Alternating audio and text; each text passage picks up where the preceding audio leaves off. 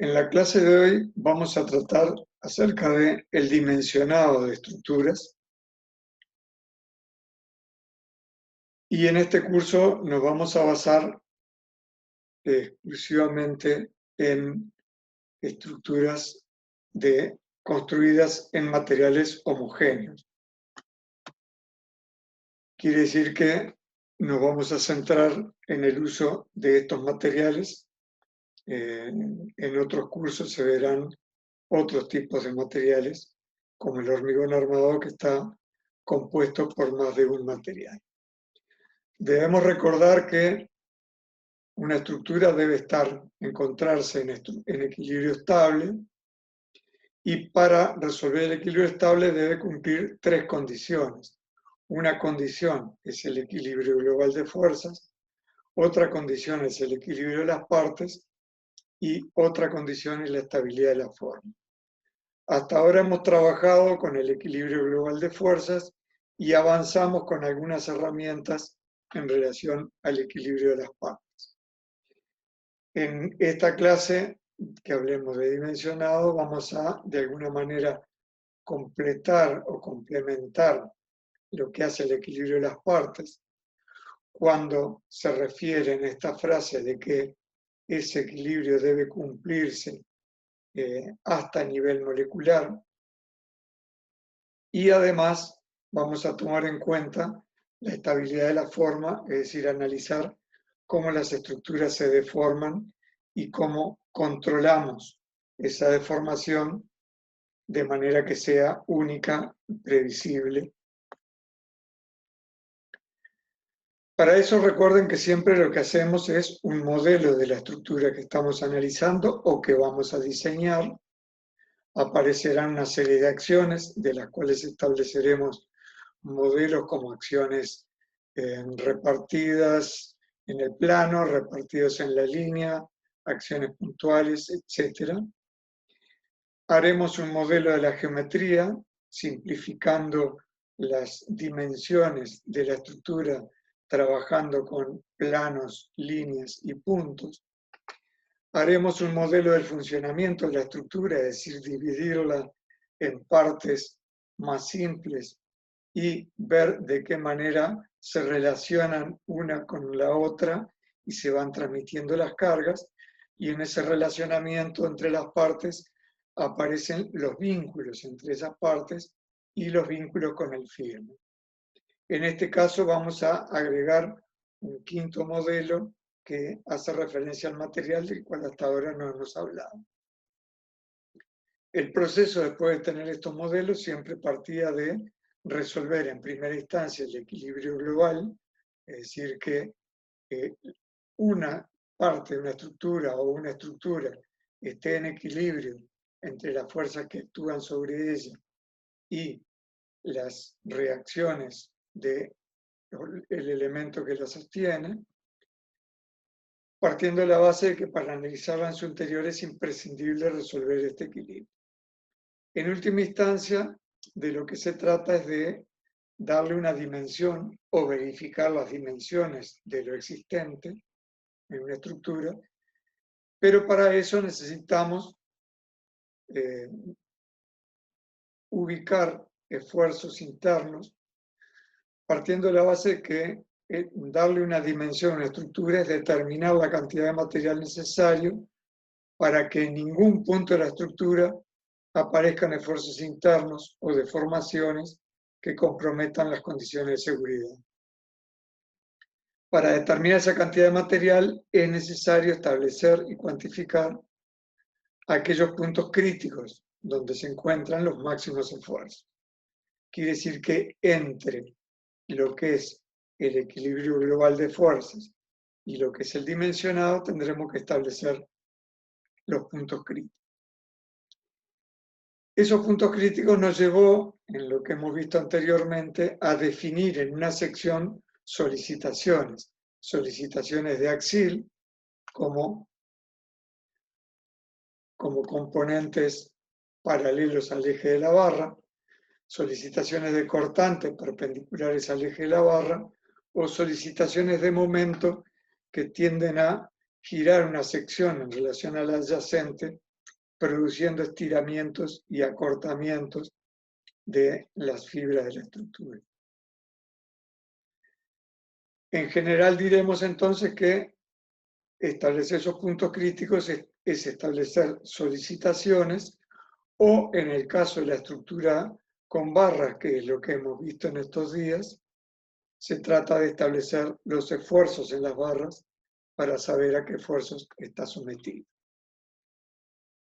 Vamos a centrarnos ahora en establecer un modelo del material que vamos a utilizar, que nos va a servir para los diferentes dimensionados que se darán, algunos en esta clase y otros más adelante.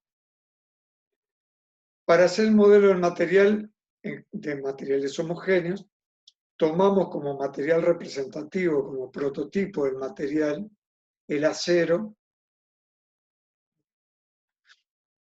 y para eso encontramos diferentes tipos de acero conformados, por ejemplo, acá vemos unas lingas de acero conformadas por hilos longitudinales de diferentes maneras, o puede haber perfilerías laminadas, ya sean en forma de chapas plegadas o en forma de perfiles, perfiles doble T o caños o varillas redondas.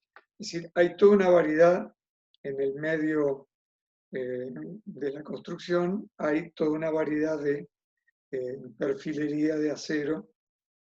Esto como prototipo. En otros materiales tendremos otro tipo de secciones o piezas para poder trabajar.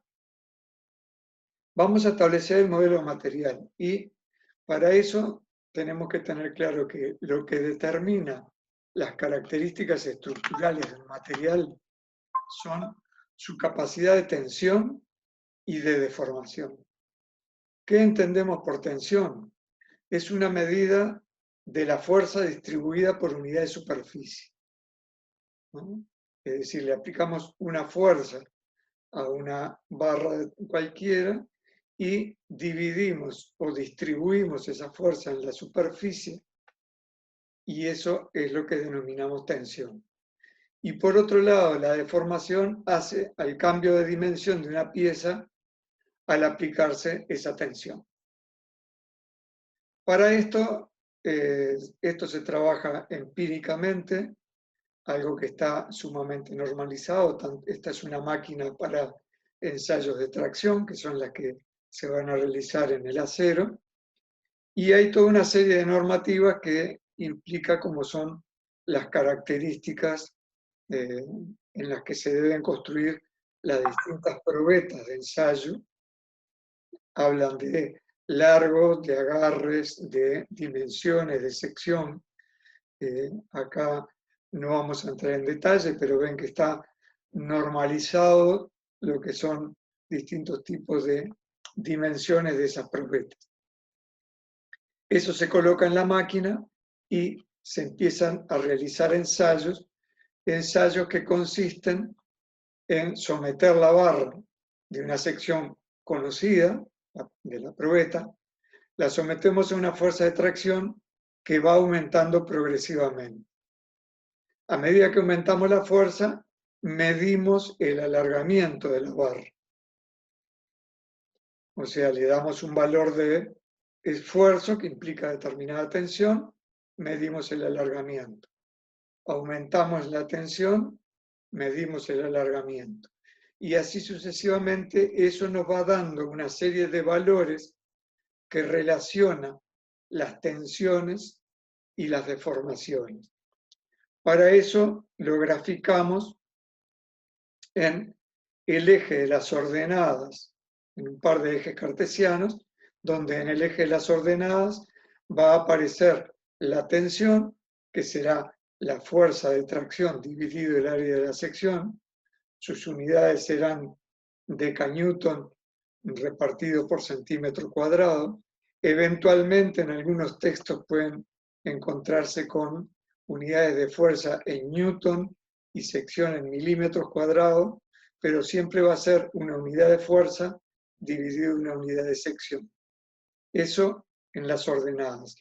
Y en las abscisas indicamos el alargamiento unitario de la pieza, no el alargamiento en centímetros de una barra de X centímetros, sino el alargamiento unitario, definiéndolo como el largo final, la barra alargada, menos el largo inicial, es decir, esta diferencia es el pedacito que se alargó, dividido la longitud inicial.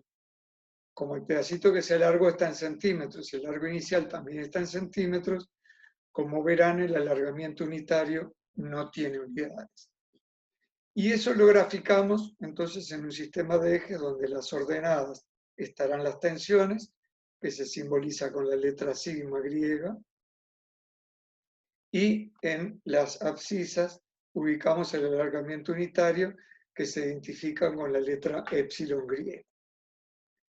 Como hicimos una medida de determinada tensión, nos dio una determinada deformación, graficamos y nos da un punto, y así tenemos una sucesión de puntos que en el caso del acero nos vamos a encontrar con que esos puntos en el ensayo de sucesivas probetas podemos resumirlos en un gráfico aproximadamente de estas características. Un gráfico que cuando la tensión vale cero, el alargamiento vale cero, se comienza a incrementar la tensión y se empieza a deformar con características tales que aparece un segmento OA en el cual lo llamamos periodo elástico y proporcional. Proporcional porque, como verán, es una recta, de manera que el doble de tensión provoca el doble de deformación. Y elástico porque si nosotros retiramos la fuerza cuando llegó al punto A, la pieza vuelve a su posición inicial de deformación cero. Luego el gráfico adopta una serie de tramos diferentes. Aquí aparece un pequeño periodo AB en el cual deja de ser proporcional. Luego aparece un escalón, lo llamamos escalón, pero en este gráfico aparece como un escalón. De lo que se trata es que prácticamente sin incremento de la tensión, el alargamiento se hace bastante más pronunciado. Y luego tenemos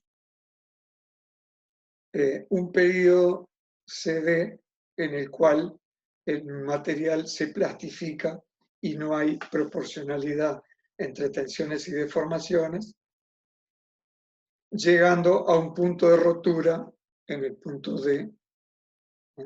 Este es el gráfico general que tenemos para los aceros, que lo tomamos como prototipo de los materiales homogéneos. En este gráfico aparece algún elemento importante a señalar, lo que ahí se define como la ley de Hooke, que es que en tanto las cargas aplicadas y por lo tanto la tensión aplicada está dentro de los límites de la gráfica en el segmento OA, el alargamiento de la barra es proporcional a la tensión y su longitud es inversamente proporcional a la sección y el módulo de elasticidad. Esto es la ley de Hooke, la vamos a ver más detenidamente. Enunciado como siempre un texto no suele quedar claro, pero lo vamos a ver en una ecuación.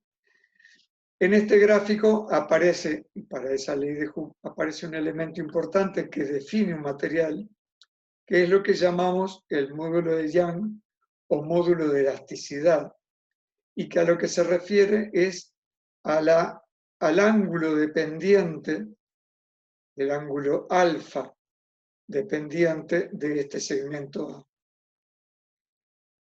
Ese módulo de elasticidad, en el caso del acero, es de 2.100.000 decanewton repartido por centímetro cuadrado. Ven que la madera es 21 veces menos. Las distintas maderas tienen módulos de elasticidad ligeramente diferentes. Los distintos aceros tienen módulos de elasticidad bastante similares. Y en la medida que conocemos ese módulo de elasticidad que es característico del material, podemos relacionar las tensiones con las deformaciones en una pieza cualquiera. Quiere decir que si conozco el módulo de elasticidad del material, conozco la tensión aplicada y conozco el largo de la pieza, puedo cuantificar el alargamiento. Para eso vamos a definir matemáticamente el módulo de elasticidad, definido con la letra E, cuyas unidades son deca-newton repartido por centímetro cuadrado, como la tangente de este ángulo alfa. La tangente, ¿se acuerdan que es cateto opuesto sobre el cateto adyacente? Es decir, la tensión aplicada dividido al alargamiento producido. Perdón. De esa ecuación planteada voy a despejar el alargamiento, que es lo que me interesa cuantificar. El alargamiento va a estar dado por la tensión aplicada dividido el módulo de elasticidad. Como por otra parte el alargamiento unitario habíamos dicho que era el pedacito que se alarga dividido la longitud inicial de la pieza, podemos decir que ese alargamiento unitario dijimos que era igual a la tensión sobre el módulo de elasticidad. Lo que nos interesa acá, que fue lo que dijimos al principio, es despejar y saber cuánto se alarga una barra al aplicársele una tensión dada, una barra de un determinado largo, construido con un material definido por su módulo de elasticidad E. Acá, por las dudas, tenemos explicitado qué significa cada uno de los términos utilizados y las unidades. Y por otra parte, como la tensión dijimos que era la fuerza repartida en el área, podemos sustituir, en vez de la tensión, ubicar la fuerza aplicada y el área de la sección sobre la que estamos trabajando. En definitiva, tenemos ahí una ecuación que nos permite cuantificar el alargamiento de una barra en la cual tenemos definida la fuerza que está aplicada, el largo de la barra que está dado por la geometría, la sección de la barra, para lo cual le tuvimos que dar una determinada dimensión de secciones, y el módulo de elasticidad del material con el que está construida esa barra. Debemos recordar la hipótesis de Bernoulli, que lo que hace referencia es que en general las secciones transversales de la barra que eran planas antes de aplicar de una fuerza, permanecen planas luego de ocurrir la deformación. También podemos señalar que la distribución de tensiones, cuando las aplicamos en un punto, es uniforme excepto en la zona de aplicación, pero es una zona muy estrecha donde rápidamente la fuerza se distribuye. Por lo tanto, los efectos de dimensionar, podemos decir que en todas las secciones de la barra tenemos una distribución de tensiones uniforme, dejando un poco de lado las particularidades de los elementos de vínculo que suelen requerir de tratamientos de diseño particulares en el dimensionado de las piezas. En definitiva, tenemos un diagrama de tensión-deformación para un material dado. En ese diagrama de tensión-deformación, que ya explicamos cada uno de los segmentos, aparece como señalado como importante este escalón de fluencia, que lo vamos a denominar resistencia característica, FIK, que es lo que está ahí. Esa resistencia característica surge de un estudio estadístico de distintas probetas, se ensaya una serie de probetas y estadísticamente se llega a una resistencia característica tomándose el valor de fluencia que tiene el 95% de probabilidad de ser superado. Esto funciona como un coeficiente de seguridad. Quiere decir que los ensayos que yo hice, si analicé 100 probetas, voy a tomar la resistencia a la fluencia, que deja por encima de ese valor la resistencia de fluencia de 95 de los casos, y únicamente hay un 5% de los casos que pueden estar ligeramente por debajo de ese valor. Este es un coeficiente de seguridad que tiene que ver con la estadística de los ensayos que conducen a la determinación de las características estructurales del material. Este valor, el valor de la resistencia característica, define la calidad del material que estamos utilizando. Esa tensión de fluencia, aquí aparece un gráfico de otro tipo de acero, pero es todo lo que vimos antes.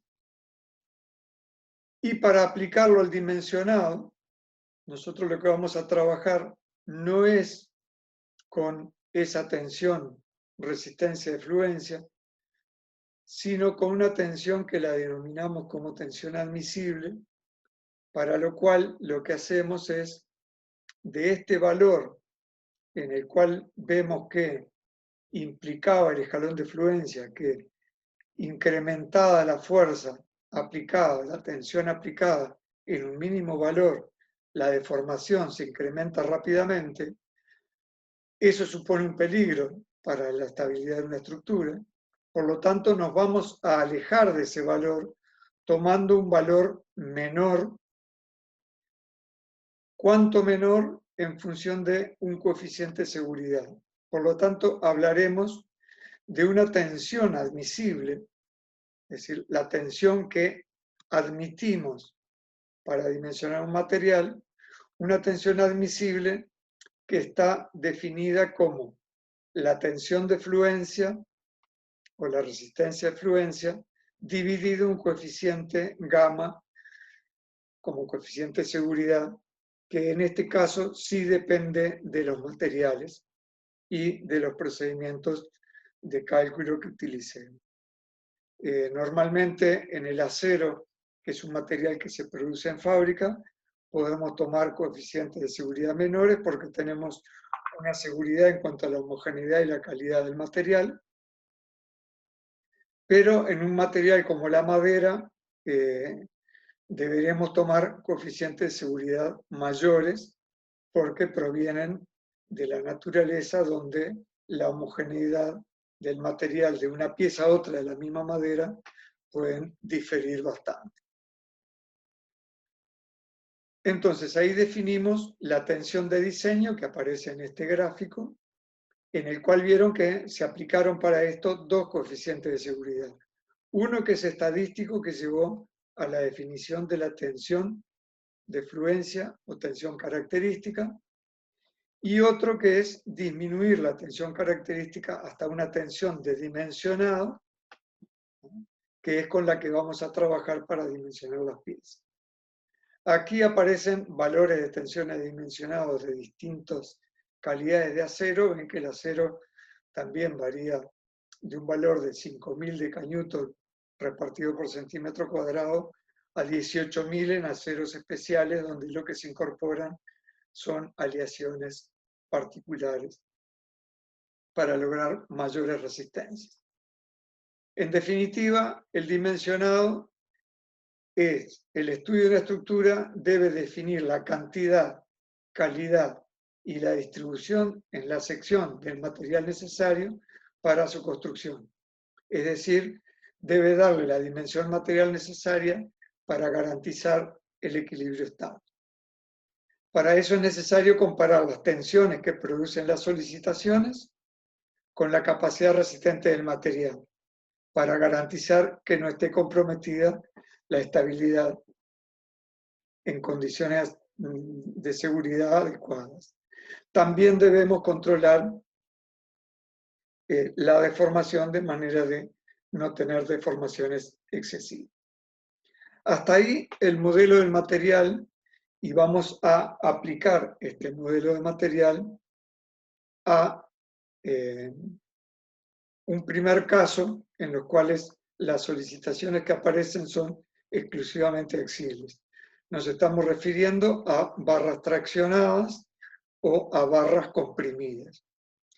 Es la primera familia de estructura que hemos estudiado, que estamos estudiando, que son los reticulados, que precisamente están conformados con barras lineales sometidas a tracción o a compresión. Desde el punto de vista de las solicitaciones, vemos que tenemos cortante cero, momento cero, y en estos casos va a aparecer un axil diferente de cero, que será de tracción o de compresión. Y lo que vamos a analizar es el comportamiento de las barras frente a fuerzas axiles construidas en materiales homogéneos. Para esto nos vamos a basar en este ejemplito, que es un reticulado que se trabajó en la clase de reticulado. Es una estructura de barras, de acuerdo a lo que se ha explicado cómo funcionan, articulados en los nudos, sobre lo cual hay aplicada una serie de fuerzas verticales hacia abajo, derivadas de la gravedad, seguramente de una cubierta que está encima de este reticulado. Y en los vínculos reticulados aparecen dos reacciones, o sea, está resuelto el equilibrio global de fuerza. Ese es lo que han visto estos días, estructuras reticuladas mediante barras articuladas entre sí. En este caso, los puntos críticos estarán dados por la cuantificación de los esfuerzos en las barras. Desde el punto de vista de las solicitaciones, lo que aparecen son axiles, y recordemos que el axil es la componente paralela al eje de la barra de la resultante izquierda de dicha sección, y en el caso de los reticulados, siempre en la sección de una barra, la única fuerza va a ser esa componente paralela, es decir, únicamente un axil. Cuando ustedes analizan un reticulado, es conveniente que, analizando las barras, hagamos un cuadro de este tipo, donde aparece una primera columna con las barras numeradas, una segunda columna donde aparecen, de las barras comprimidas, aparecen los esfuerzos de compresión en decanewton, una tercera columna, lo mismo, pero las barras de tracción. Ven que si una barra está comprimida, obviamente no está traccionada. Una cuarta columna donde está el largo de la barra, en centímetros, y luego una serie de columnas que van a ir a lo que hace el dimensionado, es decir, qué sección le vamos a dar, a qué tensión está trabajando y qué alargamiento cuantificamos para esa barra de ese largo, de ese material sometido a esa tensión. Vamos a empezar por principio con una barra sometida a un esfuerzo de tracción. Una barra sometida a un esfuerzo de tracción tiene una deformación característica, que es la barra se estira. Es decir, esta barra, acá ven que tiene una longitud L, y al aplicar la fuerza T pasa a tener una longitud L más delta L. Se alargó. Para dimensionar ese reticulado vamos a mirar en el cuadrito ese que tenemos, y como en general vamos a dimensionar todas las barras con la misma sección, vamos a mirar en la columna de las barras traccionadas y tomaremos aquella barra que tiene un mayor esfuerzo de tracción, es decir, esa va a ser el punto crítico porque será la barra más solicitada. En esa barra, la tensión a la que está sometida la barra va a ser la fuerza que le estoy aplicando, es decir, esa fuerza de 1558 decanewton en este caso, dividido el área de la sección. Esa tensión real tiene que ser menor o a lo sumo igual a la tensión de diseño del material. En esta inecuación, la tensión de diseño del material, decimos con qué material vamos a diseñar, esa tensión de diseño es un dato, y la fuerza es un dato que la extrajimos del análisis del reticulado. La incógnita que tenemos es saber qué área necesitamos, por lo tanto despejamos el área. En esta inecuación el área va a tener que ser mayor o igual al cociente entre la fuerza dividido la tensión de diseño. En unidades, la fuerza en decanewton dividido en la tensión, que es decanewton repartido por centímetro cuadrado, ven que las decanewton se simplifican, el centímetro cuadrado pasa multiplicando, tengo una igualdad de unidades. Entonces, en este caso es muy sencillo porque en esta inecuación que tengo planteada, despejo la incógnita y ahí tengo solucionado el problema. En todos los trabajos de dimensionado ustedes se van a encontrar con una ecuación que se va a deducir en cada caso, que relaciona estos tres elementos. La solicitación, que en este caso es la fuerza, la sección, que en este caso está dado por el área, y el material que está dado por la tensión de diseño definido para ese material. Son tres elementos que están relacionados entre sí. Uno viene de analizar al interno cómo funcionan las solicitaciones o fuerzas en las barras. Otro proviene del material elegido y lo definimos a través de ensayo y llegamos a una tensión de diseño. Y el área va a surgir de despejarla, de que cumpla esta inecuación y tendremos las dimensiones necesarias para dimensionar esa barra. Una vez que tenemos elegida la sección, ahí podemos cuantificar el alargamiento si necesitamos saber cuánto se alarga para cuantificar las deformaciones.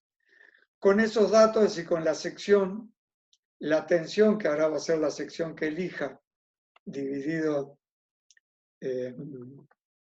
la sección que elija dividido el área, perdón, la tensión real, que va a ser la fuerza que tengo dividido la sección que elija, y el alargamiento, con esto voy completando este cuadro y voy teniendo todos los elementos para ir tomando decisiones acerca de las dimensiones de las barras de esa estructura.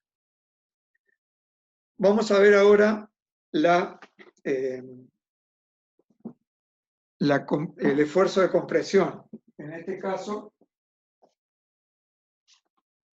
el esfuerzo de compresión, la característica de su deformación es el acortamiento.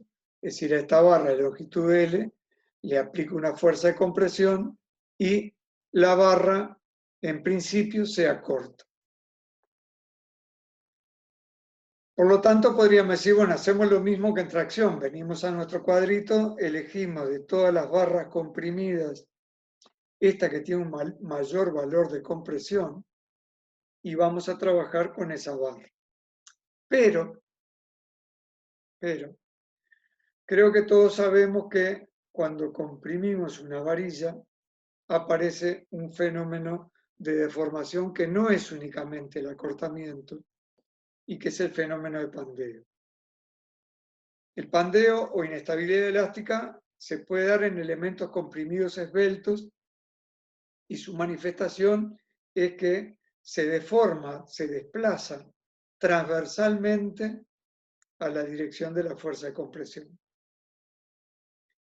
Y hablamos acá en esta definición de pandeo de dos elementos, que es uno es la esbeltez. La esbeltez es algo que seguramente todos lo conocen de la experiencia cotidiana. Si yo le hago este esquemita con 4 barritas con la misma sección de área A, pero variando la longitud desde una muy corta a una muy larga, y a eso le aplico una fuerza igual, ustedes saben que es mucho más difícil deformar la barra corta que deformar la barra larga. La barra larga se deforma bastante más fácilmente y decimos que en este caso la esbeltez, que es la relación del largo entre la sección, hace que la esbeltez conduzca rápidamente a situación de pandeo. Entonces, la deformación que tenemos no es exclusivamente el acortamiento, sino que aparece eventualmente una deformación lateral de pandeo. Esto complica el análisis de las estructuras a compresión y vamos a tratar de visualizar cómo es que funciona. Dieste escribe una frase en la cual señala, sin la acción visible, o sea, estamos aplicando una fuerza de compresión a una barra, y sin la acción visible de ningún agente capaz de producir deformaciones transversales, dado que la fuerza es paralela al eje de la barra, con la acción aparentemente de la fuerza P se ha producido el pandeo.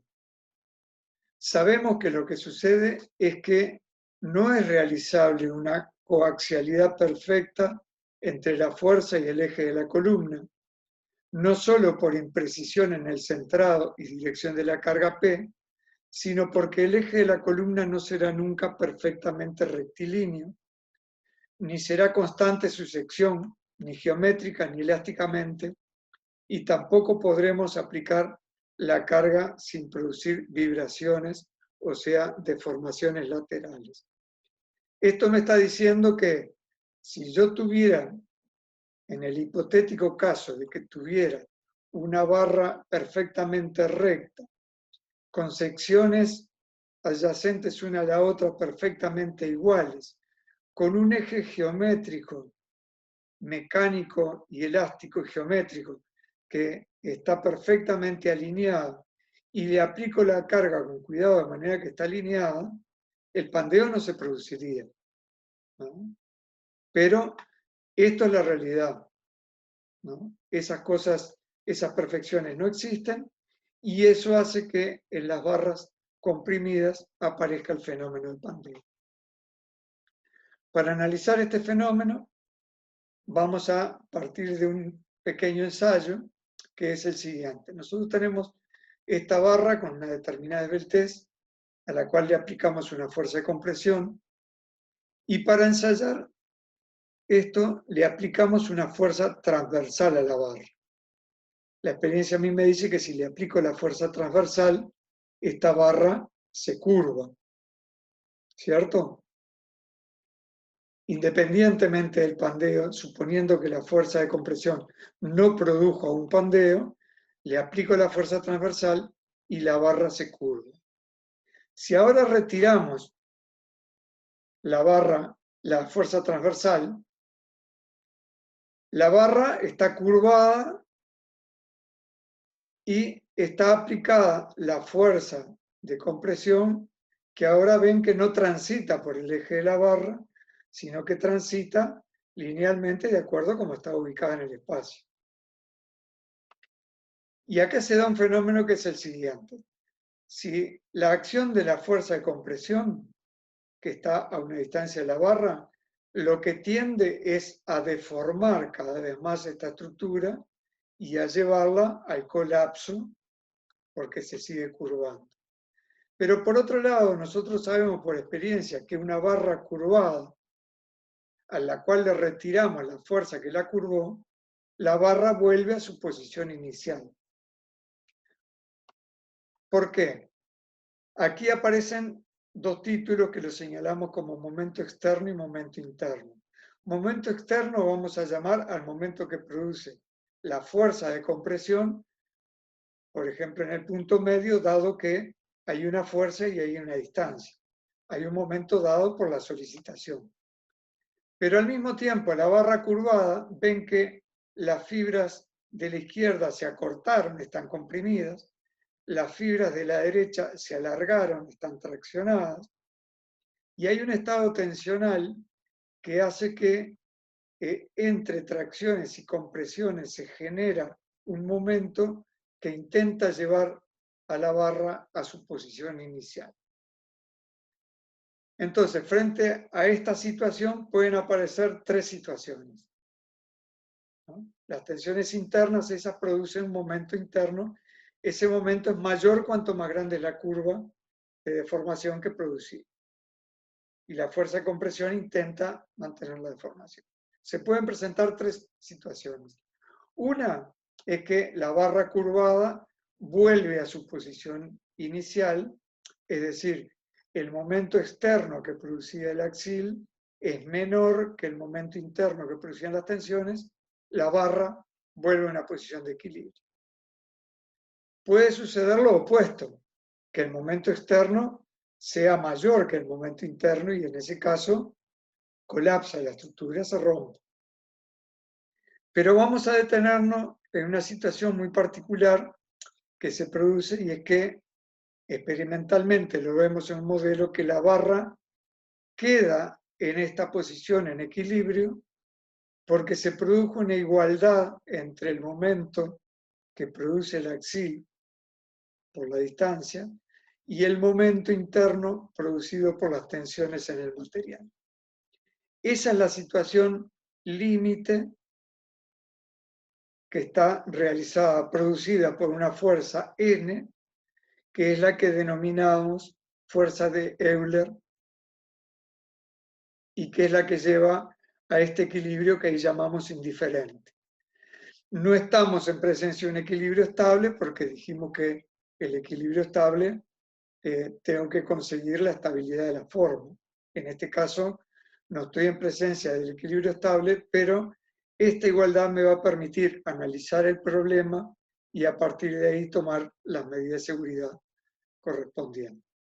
Dijimos que el momento externo está dado por la fuerza axil que en la barra sin deformación transitaba por el eje, pero que en la barra deformada ven que se aleja una distancia E, una excentricidad, donde la curva esta la llamamos z de x, un sistema de ejes coordenados x y z. Esa curva es una curva cualquiera, z de x, que es la deformada o elástica de la barra.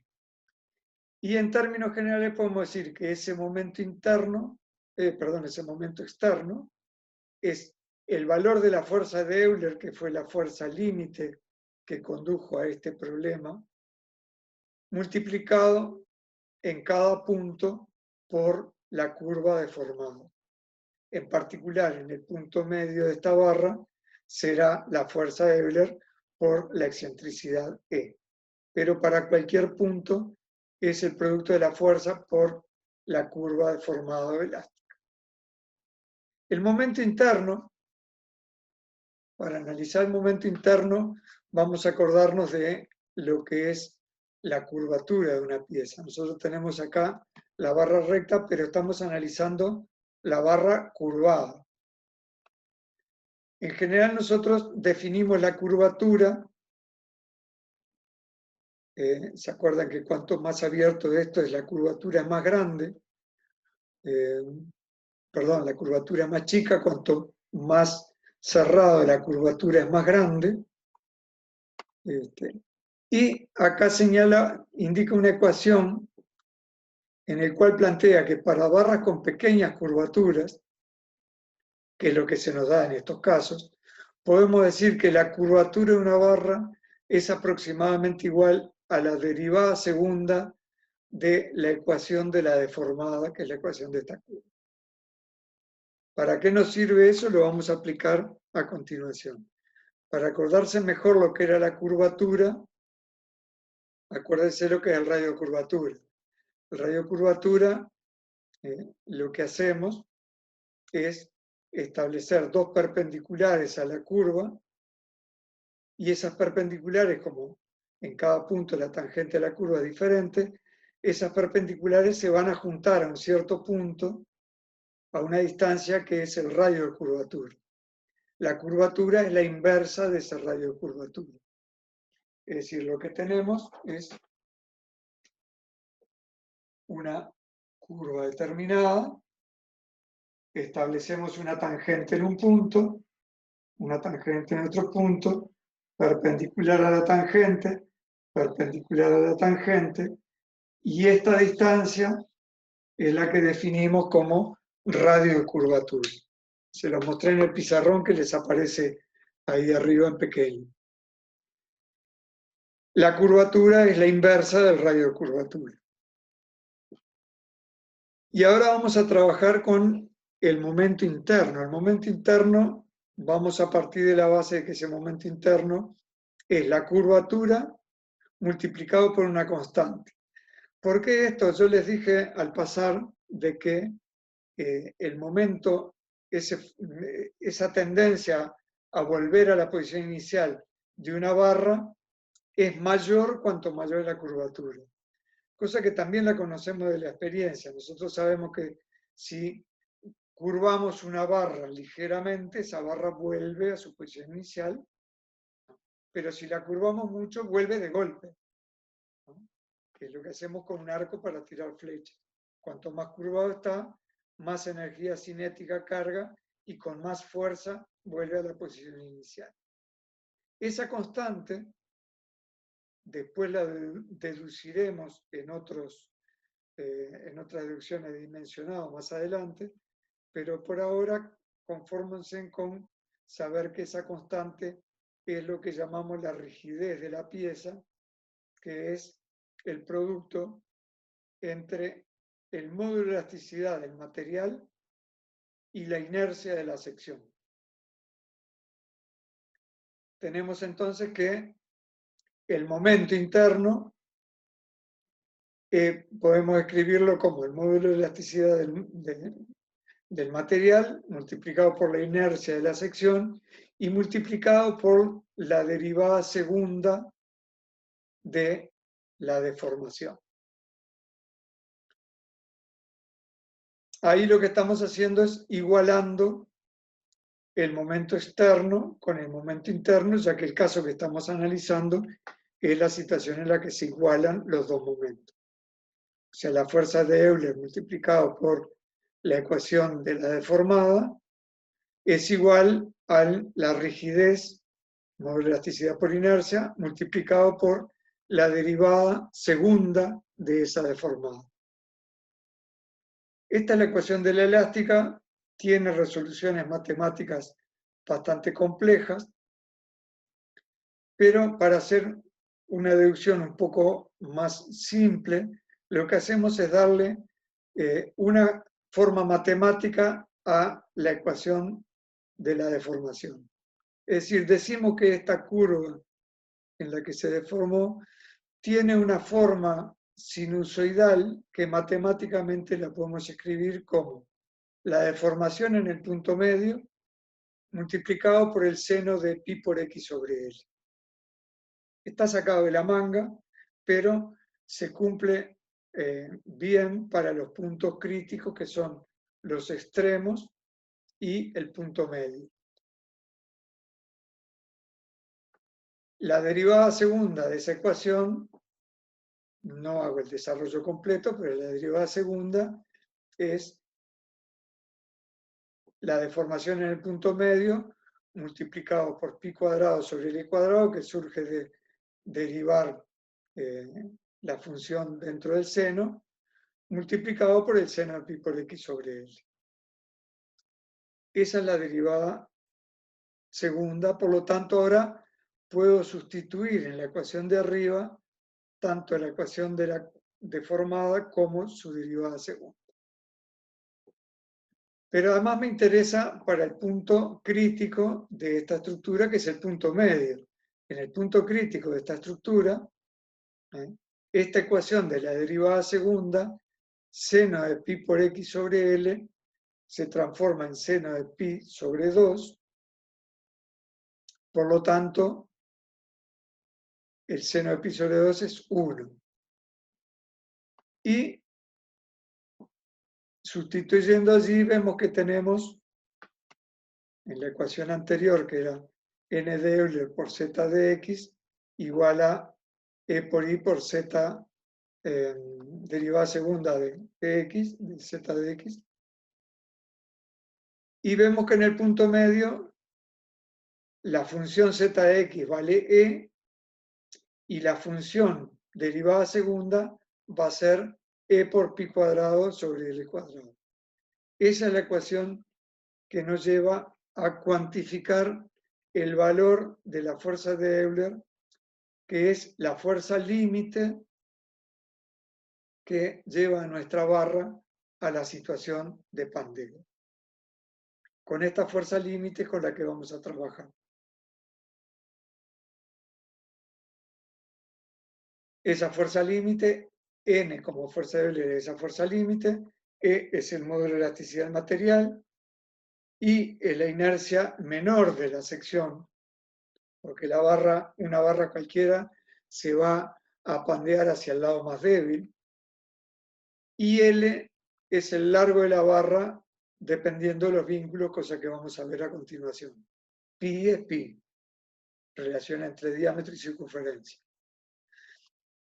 Como para cuantificar y para dimensionar las barras, nosotros hemos trabajado siempre con tensiones. Lo que vamos a hacer acá es no trabajar con la fuerza de Euler, sino con la tensión de Euler. La tensión de Euler va a ser la fuerza de Euler dividido un área. Quiere decir que la tensión de Euler puede tener esta expresión, que es módulo de elasticidad por inercia por pi cuadrado sobre la luz de pandeo al cuadrado por el área. En esta ecuación aparece, y vamos a centrarnos en primer lugar en el largo, porque yo le digo largo de pandeo, y ahí aparece una L que sería el largo de la barra. Y por otro lado, hay dos componentes de la ecuación, que son la inercia y el área, que dependen de las características geométricas de la sección. Vamos a ver primero el largo, lo que llamamos el largo de pandeo, en el cual inciden los vínculos. Acá tenemos 4 barras en diferentes situaciones de vínculo. La primera es una barra que está articulada en los extremos, como son las barras del reticulado, y en ese caso decimos que el largo de pandeo es igual al largo de la barra, porque ven que la curva se desarrolla, esa curva sinusoidal que utilizamos para la deducción matemática, se desarrolla en todo el largo.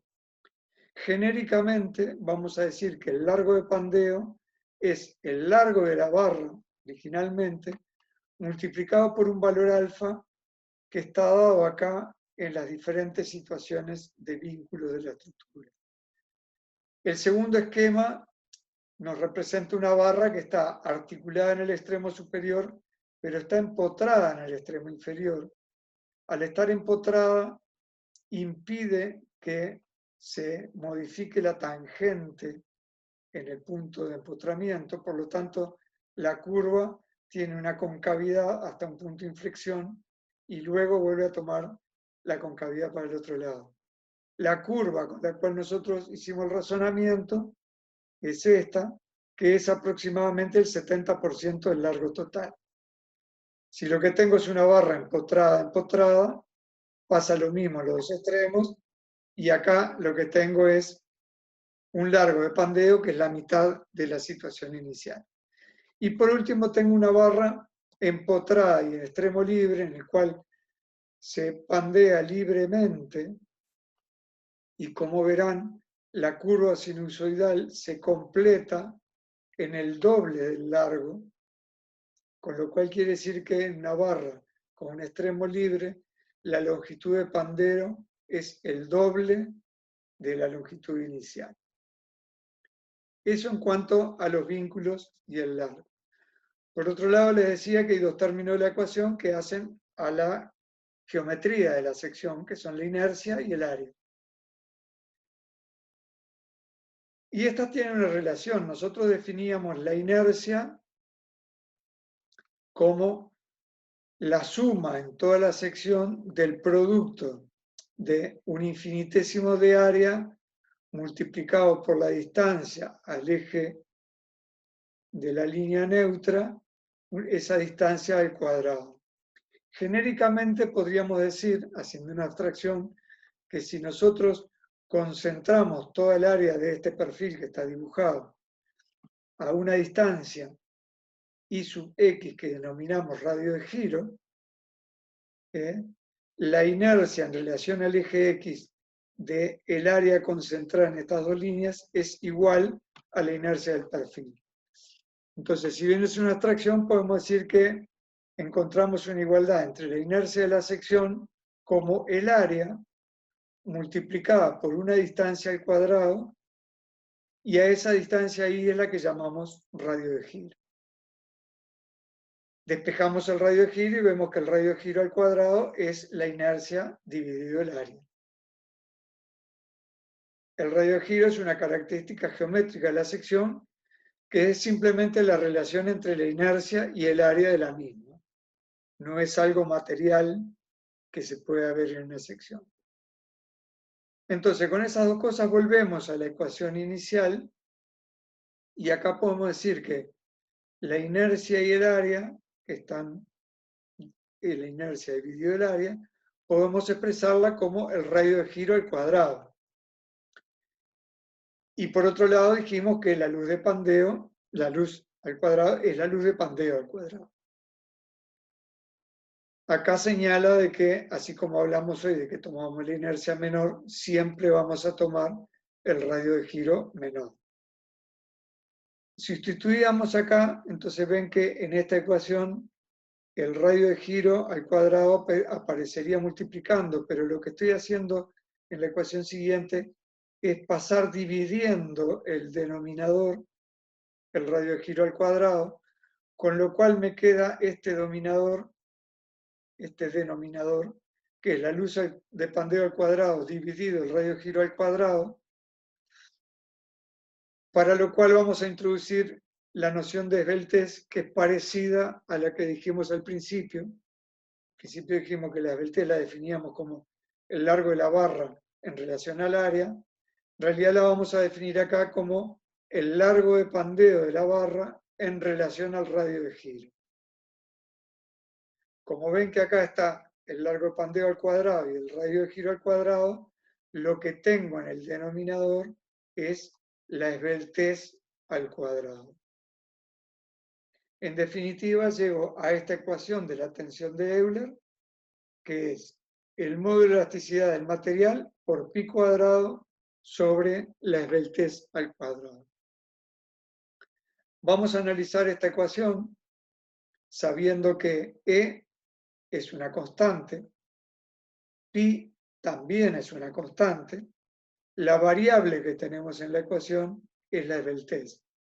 Quiere decir que acá tenemos una ecuación del tipo I igual a 1 sobre x2.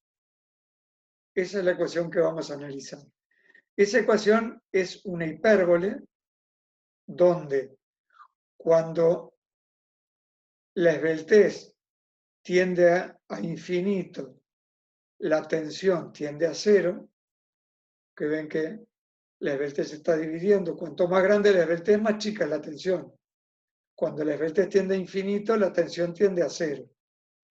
Y cuando la esbeltez tiende a cero, la tensión se va agrandando y va a tender a infinito. Claro, no tenemos un material que resista una tensión infinita, por lo tanto nos vamos a encontrar con una limitación que es la tensión de fluencia del material. Quiere decir que, por un lado, este gráfico, esta hipérbole, esta hipérbola va a estar limitada por la tensión de fluencia cuando la esbeltez es pequeña, y cuando la esbeltez es muy grande, se hace poco económico, porque en realidad acá quedó dibujada casi paralela, pero va a tender asintóticamente a cero. Y lo que se hace concretamente es limitar la esbeltez de las barras, limitando esa esbeltez en un valor 250.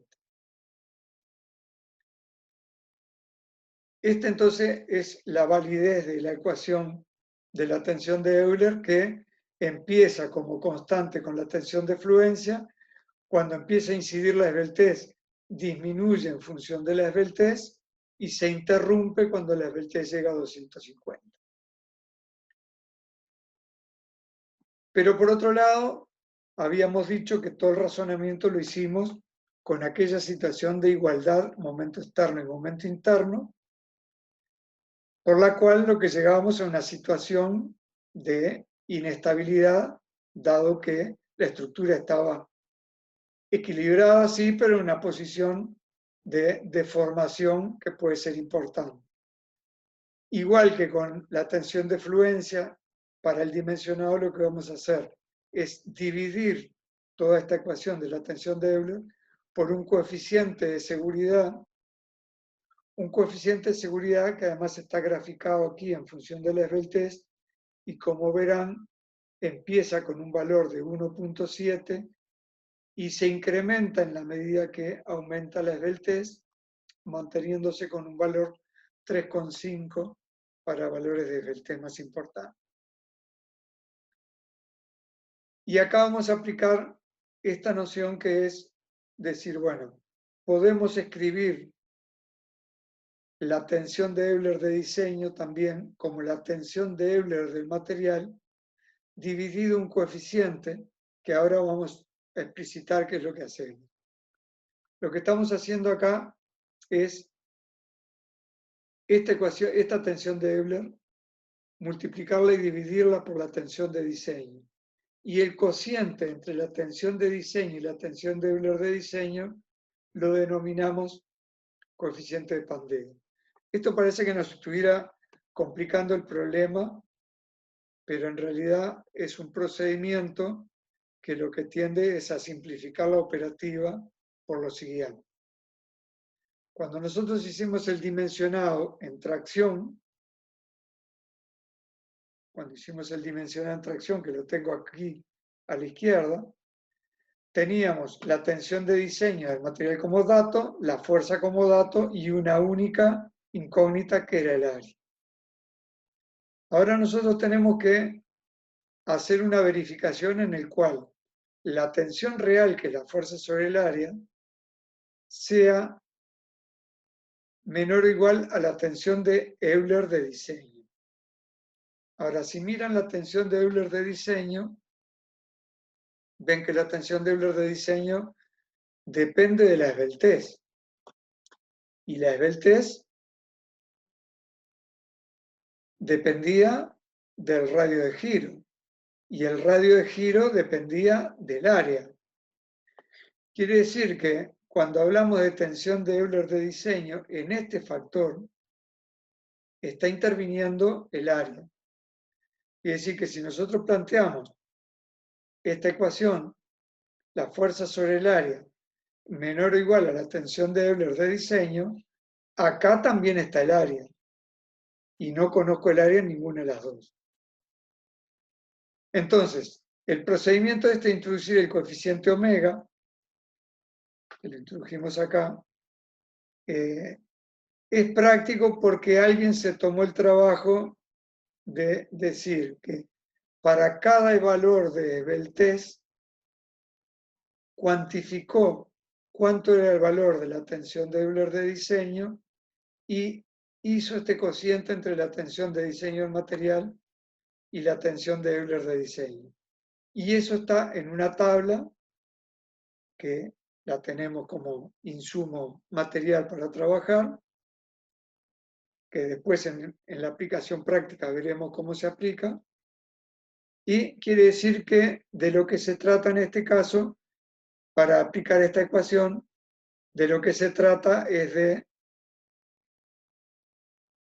cuantificar la esbeltez y ir a una tabla que en función de la esbeltez me está diciendo cuál es el valor del coeficiente omega. Esto le va a quedar medio en el aire y lo veremos mejor cuando hagamos la aplicación práctica. Y acá lo que tiene que cumplirse es esta inecuación, que la tensión real, que es la fuerza sobre el área, sea menor o igual a la tensión de Euler de diseño, o lo que es lo mismo, a la tensión de diseño dividido ese coeficiente de Pandeo. Coeficiente que depende del material, de la esbeltez, es decir, del área, entre otras cosas. En resumen, a los efectos del dimensionado, tenemos que es muy directa hacer el dimensionado en las barras traccionadas, dado que la única incógnita es el área y la despejamos de esta inecuación.